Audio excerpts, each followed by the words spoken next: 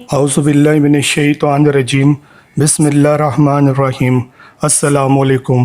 امید کرتا ہوں آپ سب خیریت سے ہوں گے۔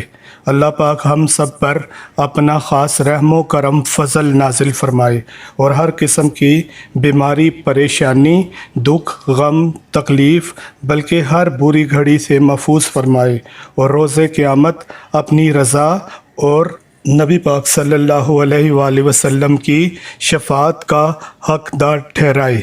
رشتوں میں سب سے خالص رشتہ ماں باپ کا اولاد سے ہے، جو کسی بھی قسم کے مطلب اور مفاد کے بغیر ہے۔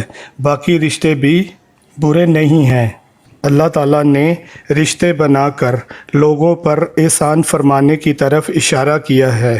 دعا ہے اللہ پاک ہر رشتے کو اپنے حفظ و امان میں رکھے۔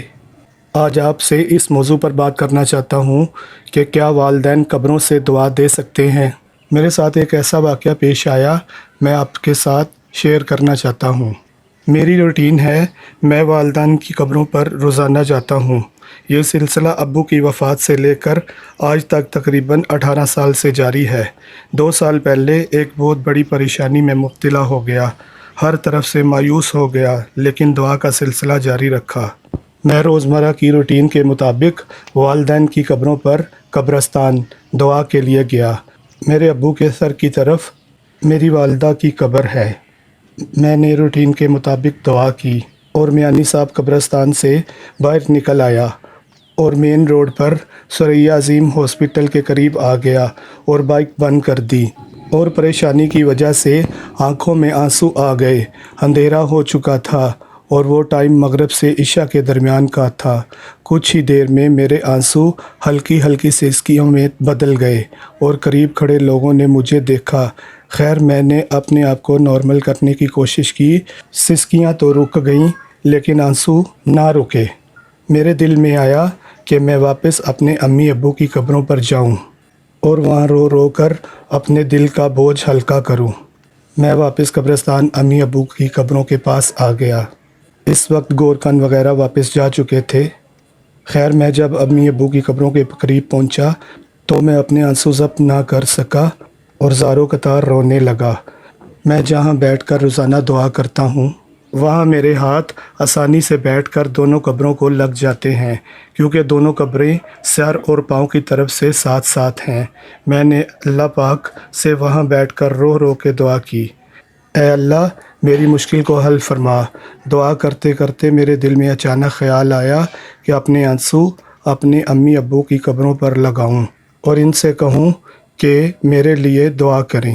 میں نے اپنے آنسو ابو کی قبر کے سر والی سائڈ پر اور امی کی قبر کے پاؤں والی سائڈ پر لگا دیے اور ان سے کہا میرے لیے اللہ پاک کے آگے دعا کریں کہ اللہ پاک میری مشکل حل فرما دے۔ ایک بات میں آپ سے کرنا ضروری سمجھتا ہوں، میرا عقیدہ ہے کہ اللہ پاک ہی ساری کائنات کے نظام کو چلانے والا ہے اور بے شک اسی کے حکم کے بغیر ایک پتہ بھی نہیں ہل سکتا۔ بے شک کائنات کے ہر کام کے فیصلے کرنے والی صرف اور صرف اللہ پاک کی ذات ہے۔ خیر میں قبرستان سے گھر واپس آ گیا۔